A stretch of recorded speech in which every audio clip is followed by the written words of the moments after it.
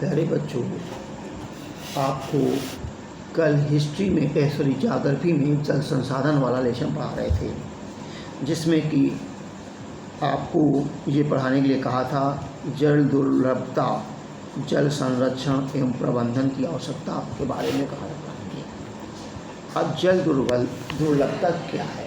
अब जल की कमी को जल दुर्लभता कहते हैं।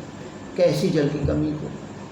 देखिए, मांग की तुलना में जल की कमी जब होती है, अर्थात जितनी आवश्यकता उतना जल पर्याप्त मात्रा में नहीं मिल पाता है, तो उसे हम जल दुर्लभता कहते हैं। अब इसे कैसे सुरक्षित और संरक्षित रखा जाए, और उसे संरक्षित करने की प्रक्रिया को हम जल प्रबंधन कहते हैं, या प्रबंधन की आवश्यकता क्यों है कि भविष्य में जल को बनाए रखने के लिए कमी न हो, उसे जल के प्रबंधन की आवश्यकता है। अर्थात पूरा विस्तार से देखें। मांग की तुलना में जल की कमी को जल दुर्लभता कहा जाता है। भारत में वर्षा में वार्षिक मौसम परिवर्तनों के कारण जल संसाधनों की उपलब्धता में समय और स्थान के अनुसार अत्यधिक भिन्नता विद्यमान है। उदाहरण के लिए, जहां भारत के मौसिनराम में विश्व की सबसे अधिक वर्षा होती है, वहीं राजस्थान का मरुस्थल सूखाग्रस्त रहता है। इस स्थिति में साथ साथ जल के असमान वितरण के लिए मानव की गतिविधियां भी जिम्मेदार हैं। जल की अधिकांशता कमी, इसके अतिशोषण, अत्यधिक प्रयोग व समाज के विभिन्न वर्गों में असमान वितरण के कारण होती है। भारत की जनसंख्या में बहुत तीव्रता से वृद्धि हो रही है, जिसके कारण जल की मांग में लगातार वृद्धि हो रही है। जल की बढ़ती मांग और उसका असमान वितरण जल दुर्लभता का कारण बनता जा रहा है। सिंचाई और औद्योगिकरण के बारे में देखें। जल की उपलब्धता जनसंख्या के लिए केवल घरेलू उपयोग के लिए नहीं, बल्कि अधिक अनाज उत्पादन के लिए भी आवश्यक है। अनाज का उत्पादन बढ़ाने के लिए जल संसाधनों का अत्यधिक दोहन करके सिंचित क्षेत्र में वृद्धि की जा सकती है। शुष्क ऋतु में भी कृषि की जा सकती है। भारत के अधिकांश किसान अपने खेतों की सिंचाई निजी कुओं और नलकूपों से करके अपने कृषि का उत्पादन बढ़ा रहे हैं। सिंचाई में जल के अत्यधिक प्रयोग से भौम जल स्तर नीचे गिर रहा है, या लोगों के लिए उपलब्ध जल में लगातार कमी होती जा रही है। स्वतंत्रता के बाद भारत में तीव्र गति से औद्योगिकरण हुआ है। वर्तमान समय में भारत के लगभग हर हिस्से में बहुराष्ट्रीय कंपनियां बड़े औद्योगिक घराने के रूप में फैली हुई हैं। उद्योगों की बढ़ती हुई संख्या के कारण अलवणीय जल संसाधनों पर दबाव बढ़ता जा रहा है। उद्योगों को अत्यधिक जल के अतिरिक्त उनके संचालन के लिए भी ऊर्जा की आवश्यकता होती है, जिसकी पूर्ति जल विद्युत से होती है। ऐसी स्थिति में जल की दुर्लभता बढ़ती जा रही है। शहरीकरण और जल प्रदूषण। शहरीकरण क्या है? जहाँ पर विशेष रूप से गांव की अपेक्षा अधिक सड़कें, बिजली, पानी की व्यवस्था, दुकानें, उद्योगों का होना, ये सब होता है, पाया जाता है, तो यह शहरीकरण कहलाता है। शहरीकरण और जल प्रदूषण के कारण, अब जब शहरीकरण होता है तो वहाँ लोग ज़्यादा निवास करते हैं, और जहाँ अधिक होते हैं वहाँ प्रदूषण होता है। तो कहते हैं शहरीकरण और जल प्रदूषण के कारण भी जल की दुर्बलता में वृद्धि हुई है। शहरों में बढ़ती जनसंख्या व शहरी जीवन शैली के कारण न केवल जल और ऊर्जा की आवश्यकता में वृद्धि हुई है, बल्कि उससे संबंधित समस्याएं और बढ़ गई हैं। अधिक जनसंख्या जल संसाधनों का अधिक प्रयोग कर रही हैं और उपलब्ध जल संसाधनों को प्रदूषित भी कर रही हैं। अब अधिक से अधिक जल का उपयोग करेंगे, जल का उपयोग हुआ तो बहेगा पानी, तो गंदा वो गंदा जल हमारे क्षेत्र के आसपास क्षेत्र को भी गंदा करेगा, और वो जो जल जहाँ जाएगा, नदियों में मिलेगा, तो उसे प्रदूषित करेगा। तो जल प्रदूषण पिछले कुछ वर्षों से चिंता का विषय बनता जा रहा है। ये विकट समस्या है। लोगों की आवश्यकता के लिए पर्याप्त मात्रा में जल उपलब्ध होने के बावजूद ये घरेलू औद्योगिक अपशिष्टों, रसायनों, कीटनाशकों एवं कृषि में प्रयोग किए गए उर्वरकों द्वारा प्रदूषित है।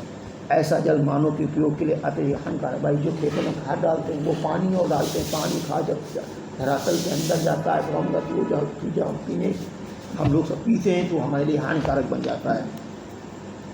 अब इजराइल के बारे में आपको संक्षेप में बताया, जल की कमी पाई जाती है वहाँ, लेकिन फिर भी अपने यहाँ से वहाँ जल की कमी पाई जाती है, लेकिन वहाँ कभी नहीं कहा जाता जल कम है पर्याप्त मात्रा में, क्योंकि वहाँ पर समुचित जल प्रबंधन को अपनाया गया है। अपने यहाँ जैसे लोग जल को बर्बाद करते हैं, वहाँ ऐसा जल बर्बाद नहीं किया जाता है।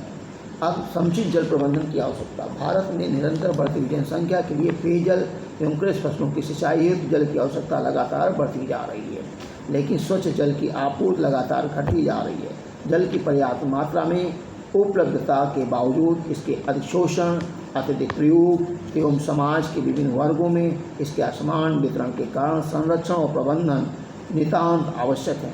प्राकृतिक पारितंत्र को निम्नीकृत होने से बचाने के लिए भी समुचित जल प्रबंधन आवश्यक है। कृषि आधुनिकीकरण, शहरीकरण व औद्योगिकरण के कारण नदियों का जल प्रदूषित हुआ है। यह समस्या दिन प्रतिदिन बढ़ती जा रही है। ऐसी स्थिति में संपूर्ण जनजीवन खतरे में है। इस स्थिति का समाधान तभी हो सकता है जब समुचित जल प्रबंधन किया जाए। जल का प्रयोग अधिकाधिक बढ़ता जा रहा है या बढ़ रहा है। फसलों का उगाना जल की उपलब्धता पर निर्भर है। जल पीने एवं घरेलू उपयोग के लिए भी प्रयुक्त होता है। शहरों में बढ़ती जनसंख्या एवं शहरी जीवन की शैली के कारण जल की मांग लगातार बढ़ती जा रही है। ऐसी स्थिति में भविष्य में स्वच्छ जल की निर्बाध विद्युत आपूर्ति सुनिश्चित करने के लिए समुचित जल प्रबंधन अनिवार्य है। अब the citizen fifth fourth CSE की रिपोर्ट में क्या कहा गया है? भारत की नदियाँ विशेषकर छोटी सरताएँ जहरीली धाराओं में परिवर्तित हो गई हैं और बड़ी नदियाँ जैसे गंगा, यमुना कोई भी शुद्ध नहीं है, कोई भी जल शुद्ध नहीं पाया जाता है, मतलब शुद्ध नहीं है। बढ़ती जनसंख्या, कृषि आधुनिकीकरण, नगरीकरण, औद्योगिकरण का भारत की नदियों पर अत्यधिक दुष्प्रभाव पड़ा है और हर दिन गहराता जा रहा है। इसे संपूर्ण जीवन खतरे में है, ये एक रिपोर्ट में कहा गया है। तो इसके लिए हमारी सरकार ने क्या किया है, क्या लिखा है? आपने अपने दिन प्रतिदिन अनुभव के आधार पर जल संरक्षण के लिए एक प्रस्ताव लिखे हैं।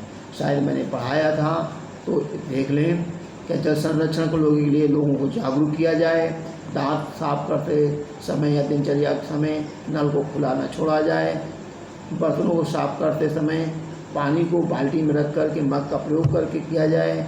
घर के बगीचे में कम पानी की आवश्यकता वाले पौधों को लगाया जाना चाहिए। रसोई का पानी जो बचे उससे पौधों का उपयोग करना चाहिए। वर्षा के समय छत पर एकत्रित जल को टैंक में एकत्रित किया जाना चाहिए। उसका पुनर्भरण करके भूमिगत जल को रिचार्ज किया जाना चाहिए। उपयोग करने के बाद नल को अच्छी तरह से बंद कर देना चाहिए। नल से जल का रिसाव होने पर इसे अविलंब ठीक कराना चाहिए। ये बात मेरा। अब बहुउद्देशीय नदी घाटी परियोजना किसे कहते हैं? मैंने संक्षेप में बताया था कि सुन लीजिए। किसी नदी पर बांध बनाकर जहां एक साथ कई उद्देश्य प्राप्त किए जाते हैं वह बहुउद्देशीय नदी घाटी परियोजना कहलाती है। जैसे भाखड़ा नांगल बांध, रिहंद बांध परियोजना, हीराकुंड बांध, नागार्जुन सागर परियोजना, दामोदर परियोजना। अनेक ऐसी परियोजनाएं हैं जिनके माध्यम से हम अनेक प्रकार के उद्देश्य प्राप्त करते हैं, जैसे जल विद्युत का उत्पादन करना, शहरों के पेयजल की व्यवस्था करना, कृषि की सिंचाई के लिए नहरों का विकास करना, मत्स्य पालन करना, पर्यावरण का विकास करना, पर्यटक स्थल के रूप में कुछ क्षेत्र को विकसित करना।